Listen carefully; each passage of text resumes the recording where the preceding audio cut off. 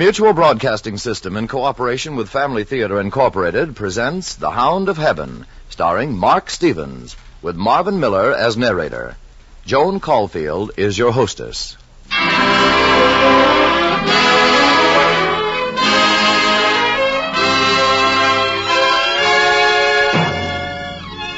More things are wrought by prayer than this world dreams of.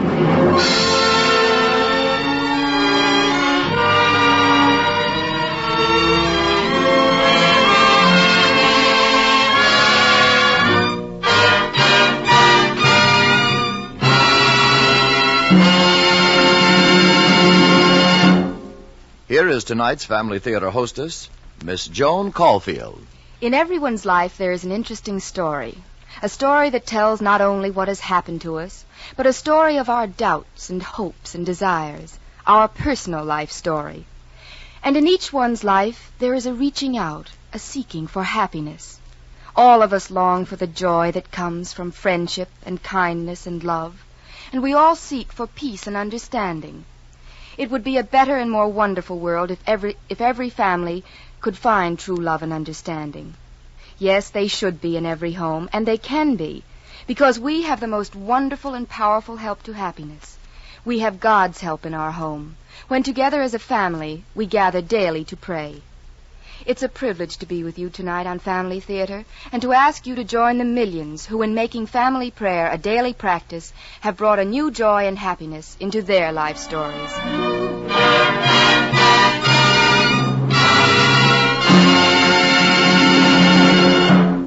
Joan Caulfield will return to the microphone later in the program. Now, the Family Theater presents The Hound of Heaven, starring Mark Stevens, with Marvin Miller as your narrator.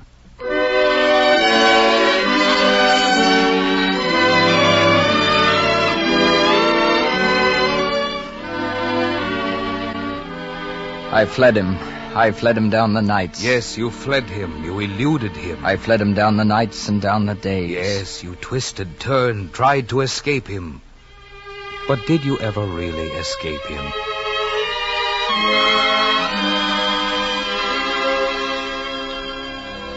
Whither shall I go from thy spirit, or whither shall I flee from thy face? If I ascend up into heaven, thou art there. If I descend into hell, thou art present.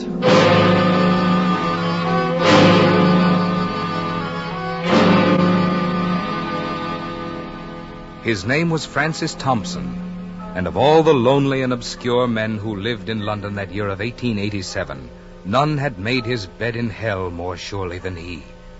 For him, each night was a lying down in hunger and fear, each morning a slow awakening to pain. Here, you there? Get up. Oh, no. Get up, I say.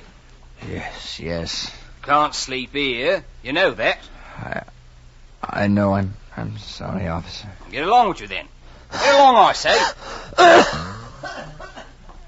For Francis Thompson, waking upon the Thames embankment, each morning was a slow return to pain, a remembrance of dreams twisted by hunger, made hideous by fear. Dreams of delirium, shot through with dying stars and the river's mist, that always had their ending somewhere at the broken edge of the world, with the nightstick prodding his chest, the agony of waking to another day. And then, as he would get to his feet, brushing the dirt and matted leaves from his coat, pulling it tight about him against the fog, London, too, it seemed, returned to life, with the first cab in the street clopping by, the first mackerel peddler crying his wares, with the first farmer's cart piled high with Surrey hay, and the whistle of the Edinburgh Express coming down from the northern hills.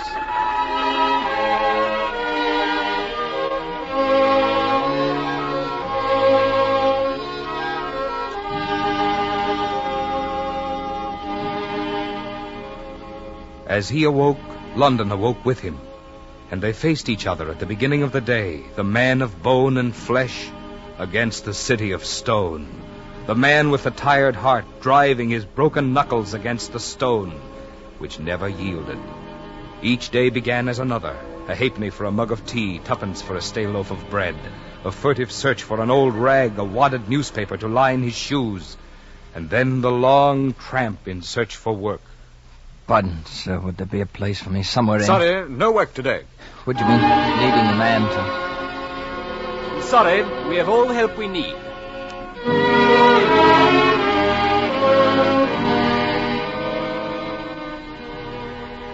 Unemployment, Francis. Unemployment. It's the scourge that can lash a man's spirit. It's a cross, a contradiction of economies that hangs heavily upon the shoulders of people like you, Francis. So you've got to keep walking, keep searching. Maybe somewhere you'll find work. You can't stop now to rest.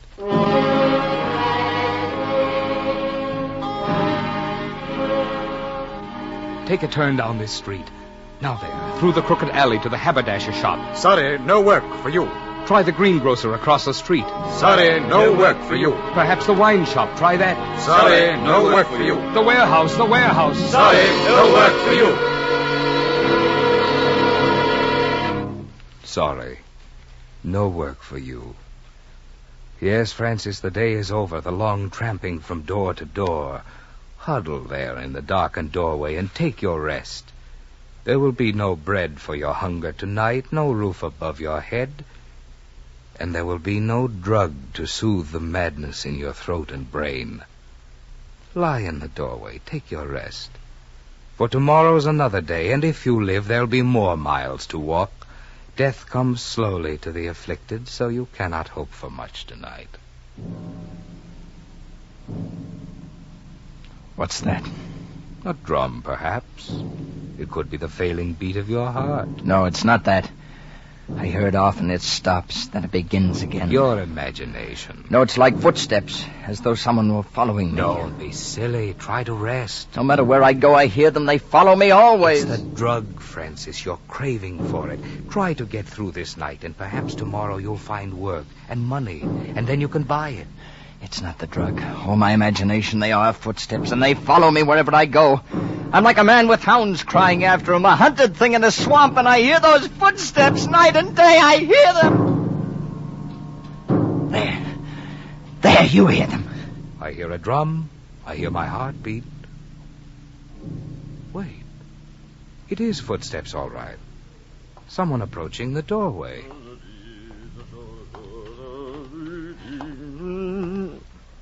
Hello. You there. Are you all right? I'm all right. Why, laddie, you shouldn't be lying here in the doorway. You'll catch your death of cold. Here, let me help you up. I'm all right, I say. Are you? I tell you, laddie, this is a bad night for a man's body and soul. What right have you got to talk about bodies and souls? The right of one human being to another, laddie. Well, you can save your words. I'm not interested. Maybe so, laddie. But there's a kind of lonely pride in your face that tells me you're a man fit for better things than lying in doorways. Look, my friend, you mean well, and for that I thank you, but I'm sick, I'm tired, I'm hungry. Oh, lad, I know you're sick. I know you're alone. That's why I'd like to help you. What do you mean, help? I want you to come home with me. My name's McMasters. I'm a bootmaker by trade, and I can put you to work if you want a job. Work? You'll owe me nothing, lad, nothing at all. But why should you do this for me? Oh, why shouldn't I, lad? If the situation were reversed, it's you who would be reaching out your hand to me. This way it's my good fortune.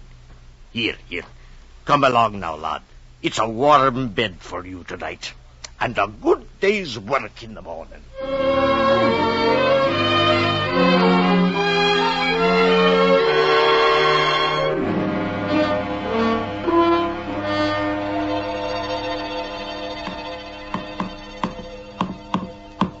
Well, hello, Francis. How goes the work? Not so well, Mr. McMasters. I'm afraid I don't think I was cut out for a cobbler. Well, you're just learning, lad. It's only 3 weeks you've been here. Tell me, lad. Now, I don't want to pry or anything, but what is your trade or profession? I have none. If I did, I suppose you'd call it journalism. You write, then? Yes, Mr. McMasters. What do you write, Francis? The usual thing, I suppose. Reviews, essays, some poetry. The sort of things that never sell. Mm-hmm. Here, lad. Try some of this tobacco. It's an Irish mixture. Thanks. Light? Mm-hmm. Where did you go to school, Francis? Ushaw. It's about 4 miles from Durham. You were studying? I wanted to enter the priesthood. I failed. Oh, I'm sorry. It's strange when you come to think of it. I'm 28, you know. You'd think that in 28 years a man would be able to win one victory. You'd think that. But it isn't true. After I was rejected for the priesthood, my father sent me to Manchester to study medicine. 6 years, examinations every 2. I failed all of them. Defeat for me was like a web. I seemed to be caught in it, woven into its pattern. After a while, I became afraid to try anything at all for fear I'd fail at it. That's why I came to London. To break the pattern? No, to lose myself. To crawl into the darkest corner of the city and hide. Ah, laddie. And how long have you? 2 years. 2 years come November. 2 years on the streets, in doorways. The way I found you? Oh, no, not always. I was a bootblack for a time. I worked for a bookseller. I held horses, sold matches. I never kept any job long. Spent most of my time in the library, reading, writing. Things that wouldn't sell. Only I had to write them. Oh, laddie, how could you do it? How could you live? You're not a fighter. You weren't made to walk the streets and fight the city the way you've had to. No, it's a poet and lover you are, Francis. And I wonder, how could you live? How? I don't know. Maybe it was because I prayed. I'd say that. Only sometimes there was even no belief in my prayers. And I felt as if God were not listening to me. You see, living the way I did in hunger, a disordered nervous condition, loneliness, you can't think clearly sometimes. You doubt your own mind's power to think. Then you can't pray right. Only I went on praying, and I'm still alive. That's all I know. I'm still alive. God willing, you'll stay alive, Francis. For you have a roof over your head now, and a job, and maybe time to write. Maybe time to write something great and good.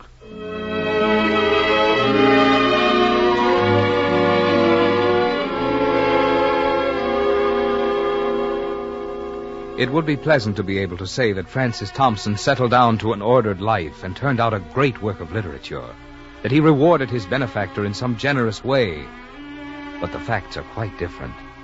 Thompson was useless around the cobbler shop. He was willing but clumsy and inefficient.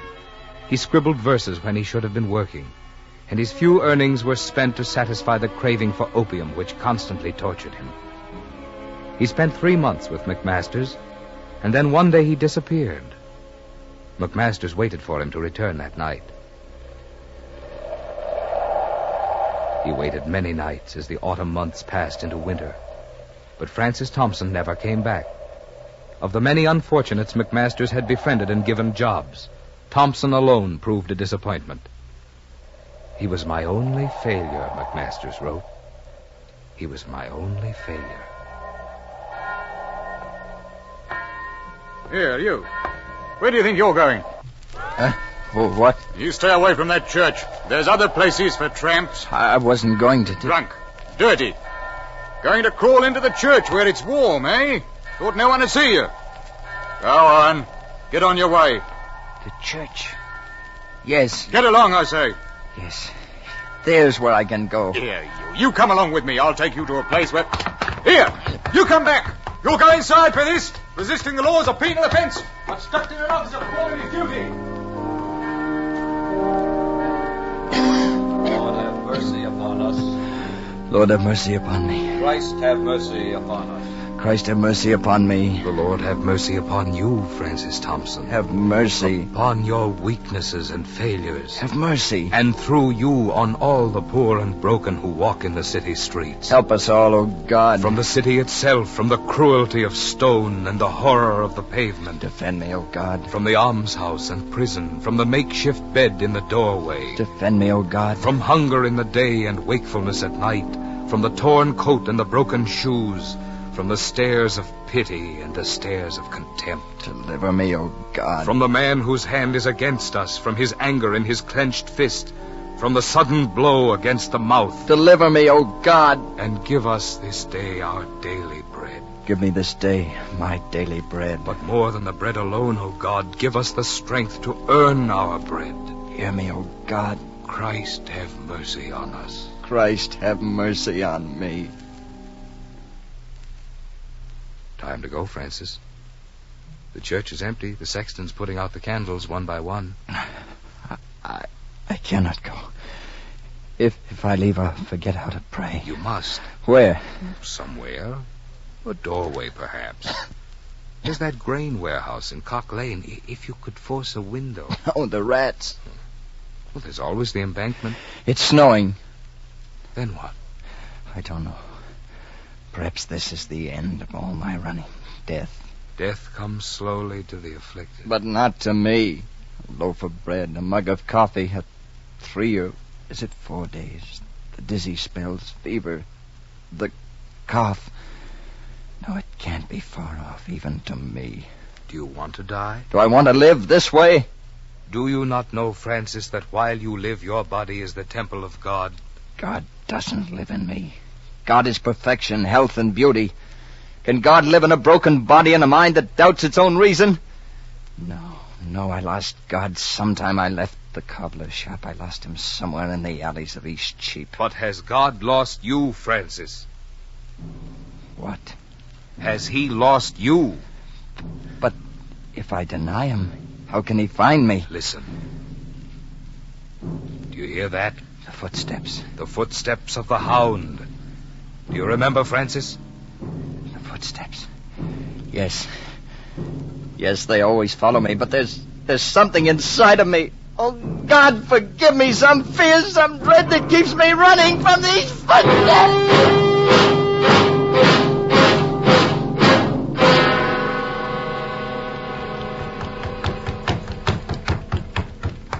Hello. Ew, what's wrong? Why are you running? Nothing. I... He's fired. Oh, please, someone help me. Help me, please.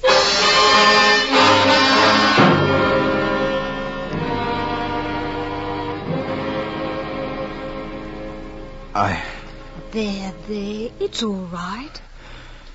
What happened? You've been quite sick. Sick? Don't you remember? How long have I... 3 days. Don't you remember at all? You was running along the street and you fainted. Yes, I remember now. And you were the girl that... I brought you here to this boarding house. But... I tried to find out who you were, what your name was, but there was nothing in your pockets to identify you except this book. It had Francis Thompson written inside. Yes. I didn't know where you lived. If I'd have known, I would have... Doesn't matter. I have no home. I've been sleeping outside on the embankment anyway. Oh, no. I'm afraid I've put you to a lot of trouble. I think I'd better... But you can't go. You're sick. The doctor said you must rest and eat. He said you was dying from starvation. You called a doctor? I had to. But that costs money. I have nothing Don't to... say it. What is your name? Anne. Who are you? I mean, what sort of work do you do? Nothing. Very much. Nothing important. I didn't mean to pry. I just wondered. Anne. Yes? Maybe you haven't done anything important, as you say. I don't know who you are, what you are, but I've been wandering across a plain of fever and delirium. 3 days, you tell me.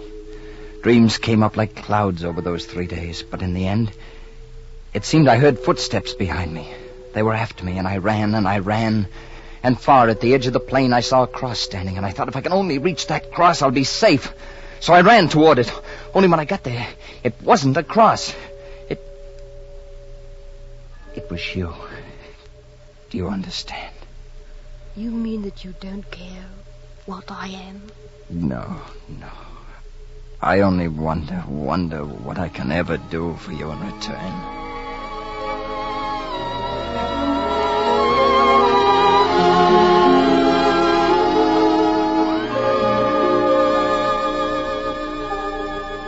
And so, through the kindness of a complete stranger, an outcast much like himself, the healing of Francis Thompson began. To him this girl gave of the little she had, food, clothing, encouragement, but more than that, an ease from loneliness. To her he gave things unknown in her life, tenderness and reverence and respect. And then at last, Francis Thompson began to write.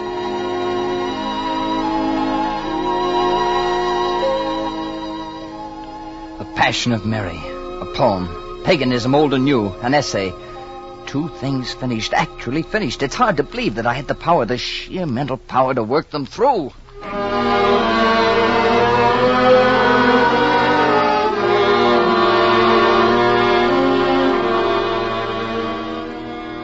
Francis Thompson was right. His work was good. And Wilfred Meynell, editor of the magazine Merry England, published the pieces, sought out the author, and extended to him the hand which would lift him from obscurity. But Francis Thompson, about to reach for the hand, suddenly withdrew himself. What about Anne? Anne! Yes, Francis? Anne, I sold them to Mr. Meynell, and Anne, he's interested in me. He wants me to come and live with him, to do my work at his home, and... he wants us. Us? Yes. You see, I told him we were to be married and that I would come only if you'd come with me. No. I want you to marry me, Anne. Don't you understand? Yes, I understand. But you're a great writer, Francis, and you've got the chance now to get away from this, away from the streets, and be with the people of your own kind. No, Francis. No, I won't marry you. But why, Anne? You're not talking sense. Why? I'm not worthy of you, Francis. You know that. You're great and good, and I might only hurt you. I might keep you away. It's been good what we've had together, Francis. But you'll have to go on alone now. You'll have to go on alone.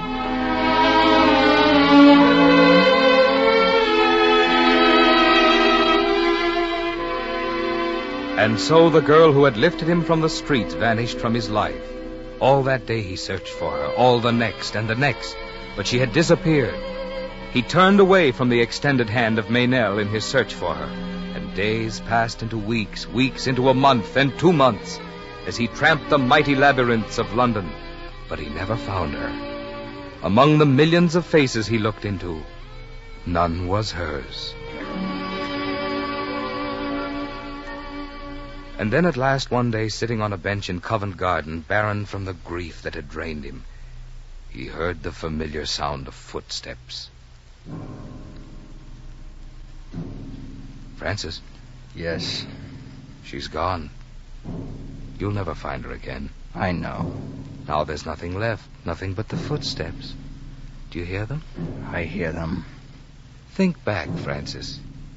Isn't it strange how each time you've cried, each time the horror of life has risen up to crush you, you heard the footsteps? Yes, each time I've lost the sense of God, I've heard them. Only in those times? I would begin to hear them faintly when my faith grew weaker in my prayers. And at last, when I'd lost the sense of God, they beat like thunder in my ears. As they are beating now? Yes. And as they beat the night Anne came to you? Yes. And the night McMasters found you? Yes. What are you driving at? Don't you know? Think, Francis, think. Is it possible you could touch God by the hand and not know it? The Hound of Heaven. The footsteps of God in Charing Cross. No matter where I fled, they followed. Down the nights and days, the twisted lanes and passageways of all London. Down the years and months and days they followed. God's love pressing in on me when I denied him. God's love hounding me through the swamp's despair. God who wouldn't let me go, even though I denied him. God looking at me out of her eyes and touching me with her hands. Yes, I know now.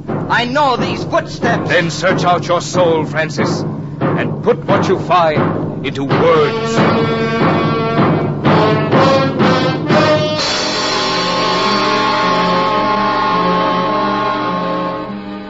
All the hunger and pain and loneliness of these tortured years, write it, Francis. I fled him down the nights and down the days. I fled him down the arches of the years. I fled him down the labyrinthian ways of my own mind, and in the midst of tears I hid from him. Write it for all to read, Francis, for the poor, the beaten, the hungry, the tempted, the weak, for those like you all over the world.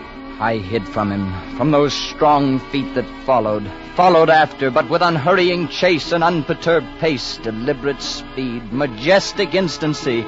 They beat, and a voice beat more instant than the feet. All things betray thee, who betrayest me. Put into words the streets and the sleepless nights, the cold sweats and the agony of thought. Put Anne into them, for you will never find her again. And McMaster's.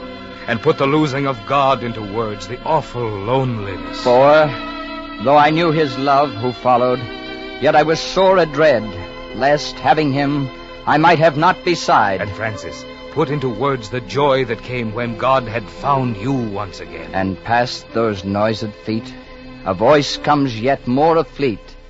Ah, fondest, blindest, weakest, I am he whom thou seekest.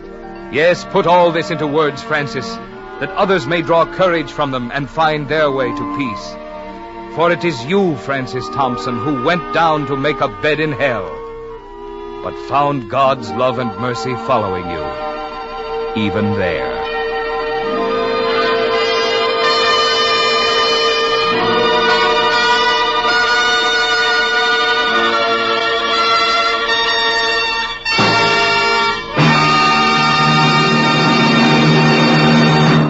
And so Francis Thompson, who today ranks among the great poets, went on to build a new life for himself, aided by the kindness of the Meynell family. Went on to complete The Hound of Heaven and give the world one of the most inspiring poems of all literature, the story of God's love and mercy.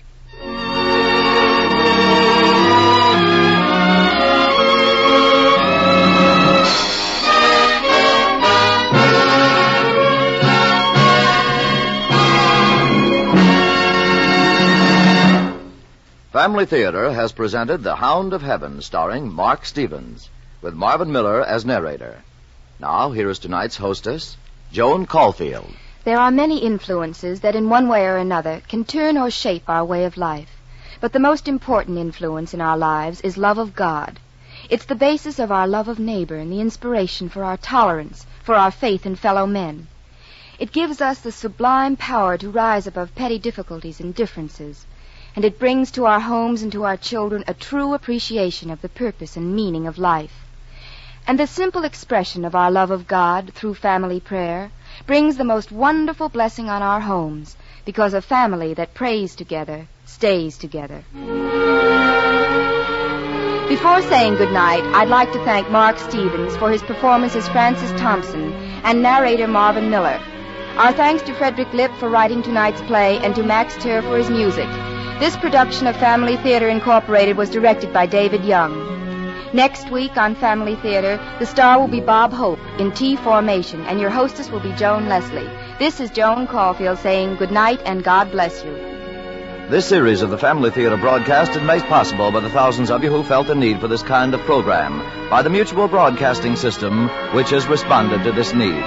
Tony Lafrano speaking. This is the Mutual Broadcasting System.